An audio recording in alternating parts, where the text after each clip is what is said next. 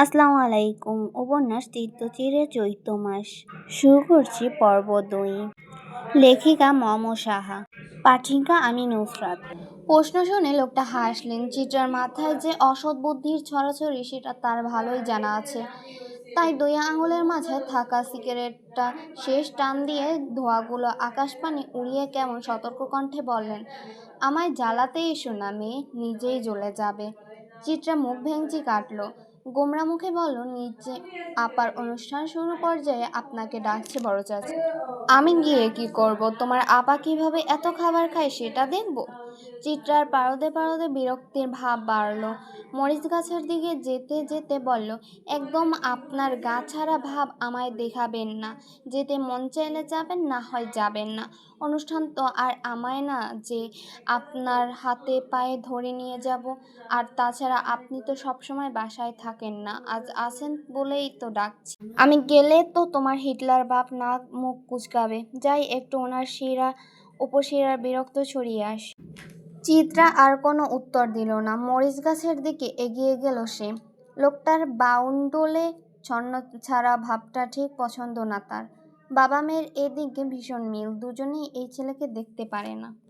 বাহার ভাইয়ের ধপাধপ চলে যাওয়ার শব্দ শোনা গেল। যেতে যেতে বললেন, শোনো মেয়ে, আমি ছুঁয়ে দিলেই পরে অকালে যাবে ঝড়ে, গলে যাবে যে বরফ গলে না।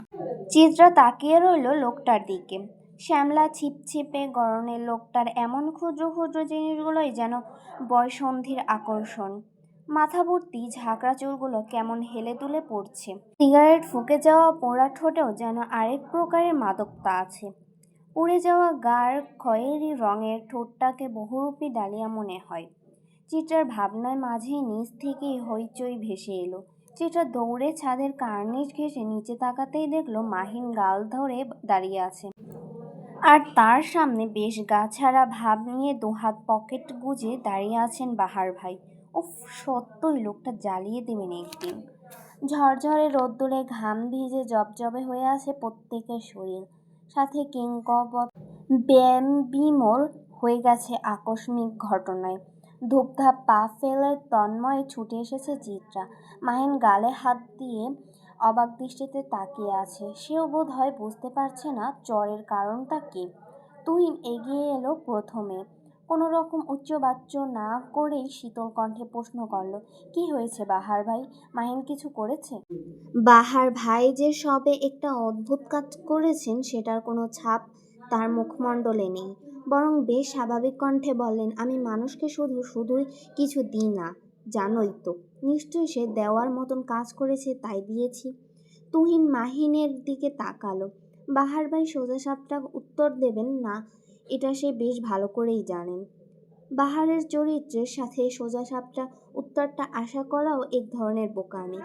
তাই সে দ্বিতীয় প্রশ্নটা মাহিনকেই করল, কি করেছে মাহিন? ততক্ষণে মাহিনেরও হতবম্ব ভাব কেটে গেল।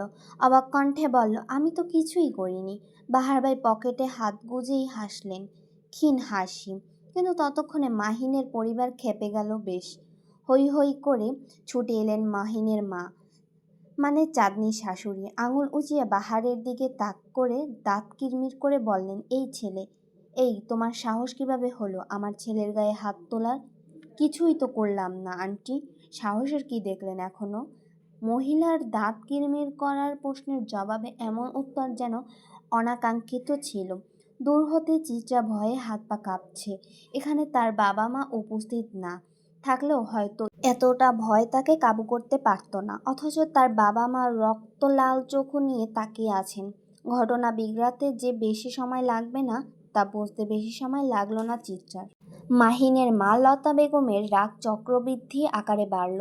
বেঁচে বেঁচেই তিনি চিত্রার বাবা নুরুল সওদাগরের দিকে তাকিয়ে চোখ দিয়ে অগ্নিবর্ষণ করে বললেন, ভাই সাহেব, আপনারা হাঁ করে সবটা দেখছেন। বাইরের একটা উটকো ছেলে আপনাদের সামনে এমন একটা কাণ্ড ঘটিয়ে ফেলল, অথচ আপনারা নিশ্চুপ। ছেলেটাকে ধমকও দিচ্ছে না। ওনারা ধমকে পরোয়া অন্তত বাহার করে না। আন্টি, ভুল জায়গায় ভুল তথ্য প্রেরণ করাটাই বোধহয় মহিলা সমাজের কাজ। এবারও বাহার ভাইয়ের কণ্ঠ স্বাভাবিক, তবে বেশ স্বাভাবিক থাকতে পারলেন না নুরুল সওদাগর। ধমকে স্বরে বলে উঠলেন, এই অভদ্র ছেলে বড়দের সাথে কিভাবে কথা বলতে হয় জানো না? অন্যায় করেছে অথচ ন্যূনতম লজ্জাবোধ নেই।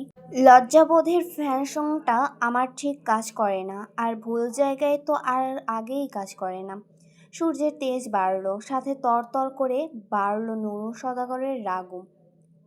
বড় বড় পা ফেলে এগিয়ে এলেন বাহারের দিকে। বাহার ভাইয়ের বুকের বাম পাশটাতে ধাক্কা দিলেন শৈলের সর্বশক্তি দিয়ে। লোকটা ধোপা পিছিয়ে গেলেন অপ্রত্যাশিত ধাক্কায়। অথচ কোনো প্রতিক্রিয়া দেখালেন না নুরুল সওদাগরকে, বরং কোনো বাক্য ব্যয় ছাড়াই বিরাট আরেকটা চড় বসালেন মাহিনের গালে। পরিস্থিতি আরেক ধাপ হতভম্ব হলো। সবাই কেবল ফ্যাল ফ্যাল করে তাকিয়ে রইল। নুরুল সওদাগরও বোধহয় কম হতভম্ব হলেন না। বাহার ভাই যেন অদৃশ্যভাবে চড়টা তাকেই দিলেন। নুরুল সওদাগরেরও মতো শক্ত কঠোর পুরুষ ভাষা হারালেন। নিজের বড় ভাইয়ের দিকে তাকালেন হতভম্ব চোখে। কোনো মতে উচ্চারণ করলেন, বড় ভাই, আপনি দেখলেন তো? ছাদের কার্নিশ ঘেঁষে অনবরত কাক শোরগোল তুলল। পরিবেশ যেন প্রয়োজনে তুলনীয় শীতল।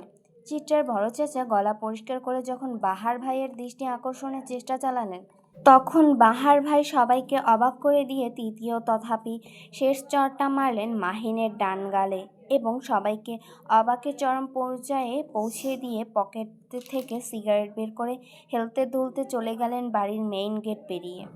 সবাই কেবল তার যাওয়ার দিকে তাকিয়ে রইল। বর্তমানে এই তাকিয়ে থাকাটাই যেন উত্তম কাজ হয়ে দাঁড়ালো সবার কাছে। লতা বেগম তার পাশে চেয়ারটায় ধপ করে বসে পড়লেন। এতক্ষণের ঘটা কর্মকাণ্ড যেন সবারই নেহাত ভ্রম মনে হলো। বাহার যখন গেট পেরিয়ে অদৃশ্য হলো, উচ্চকণ্ঠে শোনা গেল নুরুল সওদাগরের ভয়াবহ রকমের চিল্লায়ে বললেন, এই বেয়াদব ছেলেটা যেন এই বাড়িতে আর পা না রাখে।